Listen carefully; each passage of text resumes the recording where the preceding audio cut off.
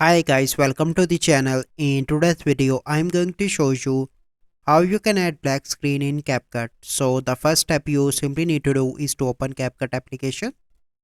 Click on import and you need to select any video clip from your computer. Add it here. And how you can add the black screen. So you simply need to do here, you can see that there is no option how you can do that.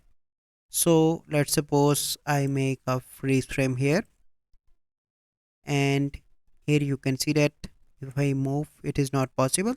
So you simply need to remove this main track magnet, or you simply need to click on P and move it here, and now you can see that black screen is added like this. And the second method is you simply need to do is to open Google, search here black and click on images. So once you are here, click on more and you need to find here here you can see usage right in tools, find Creative Common. So you can use that, or something that you have commercial and other licenses. So Creative Common is best, so you simply need to download this. So let me show you how you can do that.